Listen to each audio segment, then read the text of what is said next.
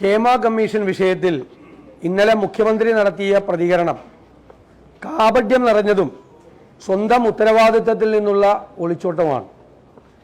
മുഖ്യമന്ത്രി പച്ചക്കള്ളം പറഞ്ഞിട്ടാണ് ഇന്നലെ എല്ലാവരെയും തെറ്റിദ്ധരിപ്പിക്കാൻ നോക്കിയത്.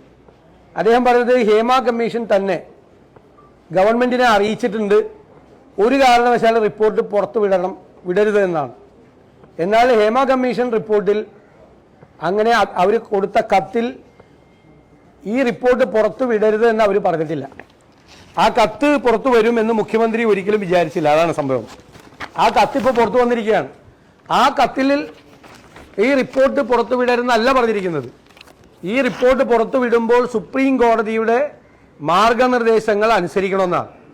എന്താ സുപ്രീം കോടതിയുടെ മാർഗനിർദ്ദേശം? ഇരകളുടെ പേര് വെളിപ്പെടുത്താൻ പാടില്ല. ഇതൊരു പുതിയ വിവരമൊന്നുമല്ലല്ലോ.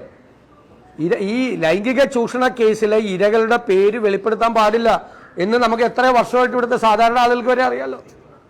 ഇതുപോലുള്ള സംഭവങ്ങൾ ഉണ്ടാകുമ്പോൾ ഇരയുടെ പേര് ഒരിക്കലും വെളിപ്പെടുത്താറില്ല. ഇപ്പോൾ കൽക്കട്ടയിൽ മെഡിക്കൽ കോളേജിൽ സംഭവം ഉണ്ടായി, ആ ഇരയുടെ പേര് പുറത്തു വന്നോ? എന്തുകൊണ്ടാണ് ഇരകളെ നിർഭയ എന്ന് വിളിക്കുന്നത്?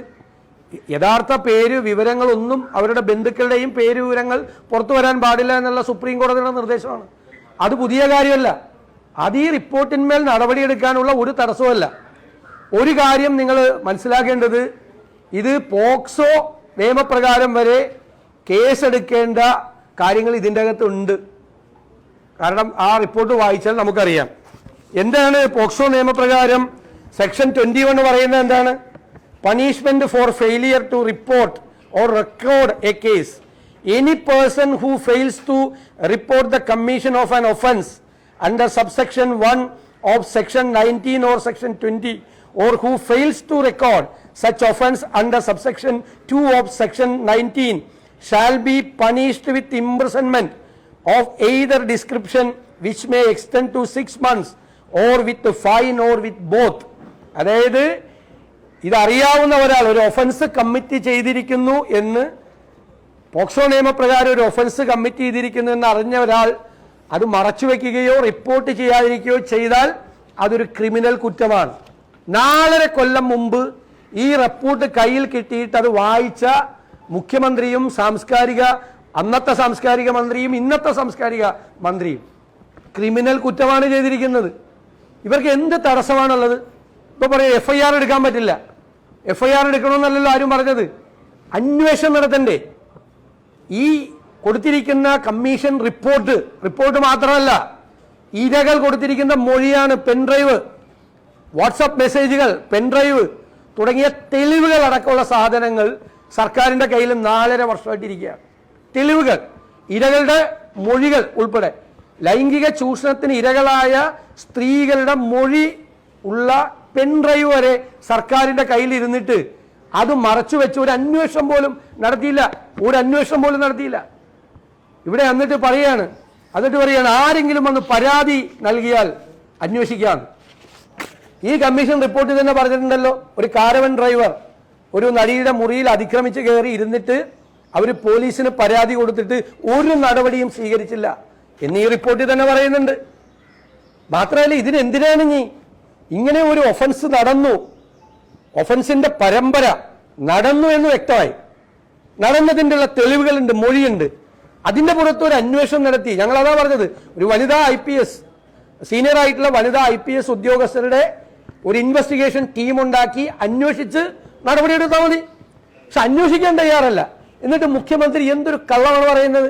എന്നിട്ട് പറയാം ഞങ്ങൾ വേട്ടക്കാർക്കെതിരായി പോരാടുമെന്ന്.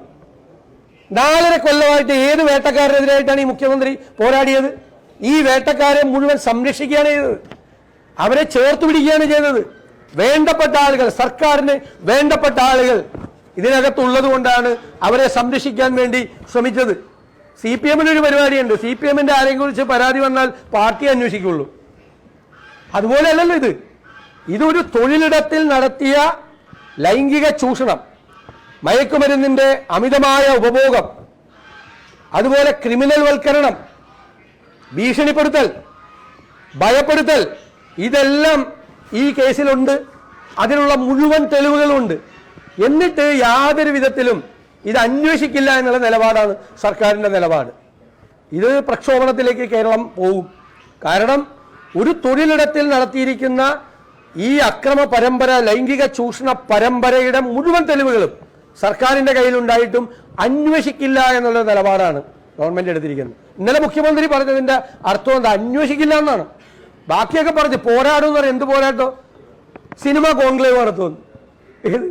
ഈ ലൈംഗിക ചൂഷണത്തിൻ്റെ പരാതി സർക്കാരിൻ്റെ മുമ്പിൽ ഇരിക്കുമ്പോൾ ഈ ലൈംഗിക ചൂഷണം നടത്തിയ ആളുകളെ കൂടി പങ്കെടുപ്പിച്ചുകൊണ്ട് സിനിമ കോൺക്ലേവ് നടത്തുമെന്നല്ലേ പറയണം. പ്രതികളെ കൂടി, പ്രതികളാകേണ്ടവരെ കൂടി ഉൾപ്പെടുത്തി അവരെയും അപ്പുറത്ത് ഇരകളെയും അപ്പുറത്തും ഇപ്പുറത്തും ഇരുത്തി കോൺക്ലേവ് നടത്താൻ പോകണം. നാണം കെട്ട സർക്കാർ.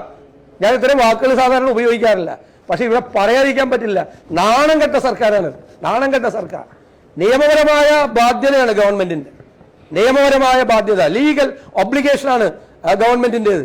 പക്ഷെ ആ ലീഗൽ ഒബ്ലിഗേഷൻ നിറവേറ്റാൻ സർക്കാർ തയ്യാറാകുന്നില്ല. ഇത് സത്യപ്രതിജ്ഞാ ലംഘനമാണ്. സത്യപ്രതിജ്ഞാ ലംഘനം. ഫേവർ കാട്ടാൻ പാടില്ല എന്നാണ്. വേണ്ടപ്പെട്ടവരോട് ഫേവറാണ്. ആ ഫേവർ കാട്ടിക്കൊണ്ട് അവരെ സംരക്ഷിക്കാൻ വേണ്ടി, വേട്ടക്കാരെ സംരക്ഷിക്കാൻ വേണ്ടി നിൽക്കുകയാണ്. ഇരകളെയാണ് സർക്കാർ വേട്ടയാടുന്നത്. വേട്ടക്കാരോടൊപ്പം നിന്ന് ഇരകളെ അപമാനിക്കുകയാണ് സർക്കാർ ചെയ്യുന്നത്. അതുകൊണ്ട് ക്രിമിനൽ കുറ്റമായി തന്നെ കണ്ട് അത് അന്വേഷണം നടത്തി കുറ്റക്കാരായ ആളുകളെ നിയമത്തിന്റെ മുന്നിൽ കൊണ്ടുവരാൻ സർക്കാർ തയ്യാറാകണം. ഹേമ കമ്മീഷൻ എഴുതിയ കത്ത് മുഖ്യമന്ത്രിയെ പോലെ ഒരാൾ ഇത് കോൺഫിഡൻഷ്യൽ രേഖയാണ് എന്ന് കരുതി പച്ചക്കള്ളോട് പറഞ്ഞത്. അതിലൂടെ മുഖ്യമന്ത്രി മാപ്പ് പറയണം. തെറ്റായിട്ട് ഹേമ കമ്മീഷൻ എഴുതിയിട്ടില്ല സർക്കാരിന്. ഈ റിപ്പോർട്ട് പുറത്തു വിടരുത് എന്ന് അവർ പറഞ്ഞിട്ടില്ല. പുറത്തു വിട്ടു കഴിഞ്ഞാൽ ആ സമയത്ത് we have been following the principles laid down by the Supreme Court in various decisions in keeping the matter extra confidential. I would also take the liberty to alert you to follow these principles before parting with the report to anybody in a routine manner. Routine മാനറിൽ, സാധാരണഗതിയിൽ ഈ report പുറത്തേക്ക് കൊടുക്കുമ്പോൾ supreme കോടതിയുടെ principles follow ചെയ്യണമെന്നാണ്. അതിൻ്റെ അർത്ഥം report പുറത്തു കൊടുക്കരുതെന്നാണോ? റിപ്പോർട്ട് പുറത്തു കൊടുക്കുമ്പോൾ ചെയ്യേണ്ട എന്താണ് സൂക്ഷിക്കേണ്ടത് എന്ന് ആണ് അവർ അലേർട്ട് ചെയ്തിരിക്കുന്നത്. കാരണം ഈ ഇരകളുടെ പേരുകളൊന്നും പുറത്തു വരാൻ പാടില്ല, അത്രേ പറഞ്ഞിട്ടുള്ളൂ. അതാണ് സുപ്രീം കോടതി വിധി.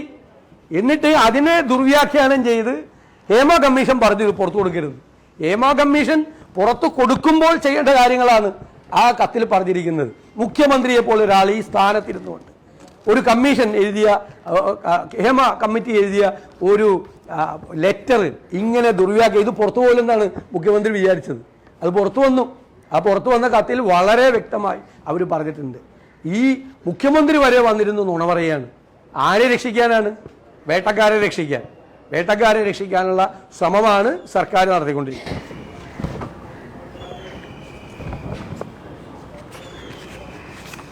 റിപ്പോർട്ടിന്റെ കണ്ടതിനെ കുറിച്ച് അറിയില്ല എന്ന് നേരത്തെ സാംസ്കാരിക മന്ത്രി പക്ഷെ അദ്ദേഹത്തിന്റെ ഓഫീസിൽ കൂടി റിപ്പോർട്ട് കോപ്പി എത്തിയിട്ടുണ്ടെന്ന് ഈ അത് തന്നെ പറയുന്നു. റിപ്പോർട്ട് വായിച്ചിട്ടില്ല എന്നല്ല പറഞ്ഞത്. റിപ്പോർട്ടിലെ ഏറ്റവും പ്രധാനപ്പെട്ട ഭാഗം ഉണ്ടല്ലോ, ഇപ്പൊ വെളിപ്പെടുത്താത്ത ഭാഗം, അത് വായിച്ചിട്ടില്ല എന്ന് പറഞ്ഞത്. അദ്ദേഹം അത് വായിച്ചുകൊണ്ടിരിക്കുമ്പോൾ ആ പേജ് കണ്ടിട്ട് എനിക്കിത് വായിക്കാൻ പറ്റില്ല എന്ന് പറഞ്ഞാൽ 60 പേജ് മറച്ചിട്ടാണ് പിന്നെ വായന തുടർന്നത്. ഇതൊക്കെ ആരെ കബളിപ്പിക്കാൻ പറയാണ്? ആരെ കബളിപ്പിക്കുക? AK ബാലൻ എന്തായാലും വായിച്ചില്ല എന്ന് പറഞ്ഞില്ല, വായിച്ചു. പിന്നെ കോവിഡ് ആയിപ്പോയി, അതുകൊണ്ട് ഒന്നും ചെയ്യാൻ പറ്റില്ല. കോവിഡ് കാലത്ത് നടന്ന ലൈംഗിക ചൂഷണത്തിലൊന്നും ഈ കേരളത്തിൽ കേസൊന്നും എടുത്തിട്ടില്ലല്ലേ. കോവിഡ് ആയതുകൊണ്ട് ലൈംഗിക ചൂഷണത്തിന്റെ കേസ് മാറ്റിവെക്കുകയാണ് ചെയ്ത്. 2 കൊല്ലക്കാലം 19 ഇത് കൊടുത്തത് റിപ്പോർട്ട്. ഇത് 2024 4.5 കൊല്ലം കഴിഞ്ഞു. റിപ്പോർട്ട് വായിച്ച AK ബാലൻ പറഞ്ഞ കോവിഡ് ആയതുകൊണ്ട് തുടർ നടപടി സ്വീകരിച്ചില്ല. കോവിഡ് കാലത്ത് നടന്ന എല്ലാ കേസും അങ്ങനെ മാറ്റിവെക്കുകയാണ് ചെയ്ത്, എല്ലാ ക്രിമിനൽ കുറ്റങ്ങളും.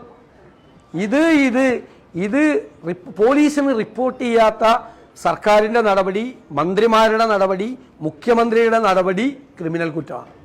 ഒരു സംശയമില്ല. എന്തിനാണ് അവരുടെ പരാതിയല്ല അവരുടെ കയ്യിലിരിക്കുന്നത്? അവർ കൊടുത്ത മൊഴിയല്ല. എന്തിനാണ് ഈ കമ്മിറ്റിയെ വെച്ചത്? ആ കമ്മിറ്റിയെ വെച്ചത് എന്തിനാണ്? ആ കമ്മിറ്റിയുടെ മുൻപാകെ വന്ന ഇരകളുടെ മൊഴിയാണ്. മൊഴിയെ തുടർന്നാണ് ഈ റിപ്പോർട്ട് ഉണ്ടാക്കിയിരിക്കുന്നത്. ആ മൊഴി അവിടെ ഇരിക്കുകയാണ്. അതിന് അന്വേഷണം നടത്താൻ പാടില്ലേ ഗവൺമെന്റിന്? എന്താ തടസ്സം? ഏത് നിയമപരമായ തടസ്സമാണ്? ഞാൻ വെല്ലുവിളിക്കുകയാണ്. ഇതിനെക്കുറിച്ച് അന്വേഷിക്കാൻ എന്ത് നിയമപരമായ തടസ്സമുണ്ട്? ഒരു തടസ്സമില്ല. ഒന്ന് പറയട്ടെ. നിയമമന്ത്രി പറയട്ടെ, മുഖ്യമന്ത്രി പറയട്ടെ, എന്ത് നിയമപരമായ തടസ്സം? നിയമപരമായ ബാധ്യതയാണ്, ലീഗൽ ഒബ്ലിഗേഷനാണ് ഇത് അന്വേഷിക്കണമെന്നുള്ളത്.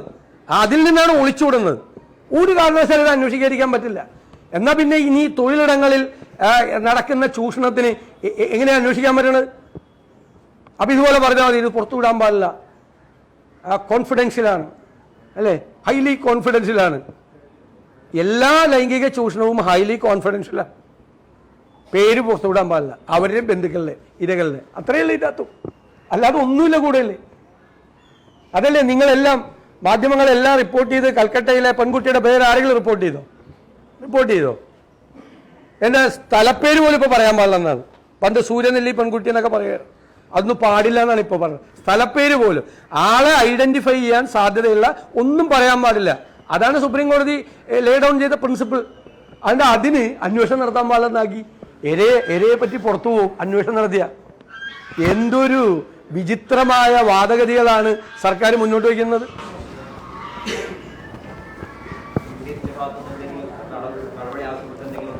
തീർച്ചയായിട്ടും ഞങ്ങൾ ഗവൺമെന്റ് എന്താണ് ചെയ്യുന്നതെന്ന് നോക്കിയിട്ട് അതിന്റെ നടപടികൾ സ്വീകരിക്കും. ഞാൻ ഒരു കാരണവശാലും ഇത് വിട്ടുകൊടുക്കും. കാരണം ഇത് കേരളത്തിന് അപമാനകരമായ സംഭവമാണ് എന്ന് പറഞ്ഞ് സിനിമാ മേഖല മുഴുവൻ ഇതാണെന്നൊന്നും ഞങ്ങൾ പറയുന്നില്ല. ഇതിനകത്ത് കുറ്റം ചെയ്തവരാരായാലും അവർക്കെതിരായി നടപടികൾ വേണം. ഒരു വിട്ടുവീഴ്ചയില്ല അതിൽ. ആരായാലും എത്ര വലിയ കൊമ്പത്തെ ആളുകളായാലും നിയമം എല്ലാവർക്കും ഒരേപോലെയാണ്, എല്ലാവർക്കും ബാധകമാണ്, ഒരുപോലെ ബാധകമാണ്. അത് അവർക്കും ബാധകമാണ്, ഈ കുറ്റം ചെയ്തവർക്കും ബാധകമാണ്. അതുകൊണ്ട് ഗവൺമെന്റ് അന്വേഷണം നടത്തി കുറ്റക്കാരെ നിയമത്തിന്റെ മുന്നിൽ കൊണ്ടുവരണം, വന്നേ മതിയാവും.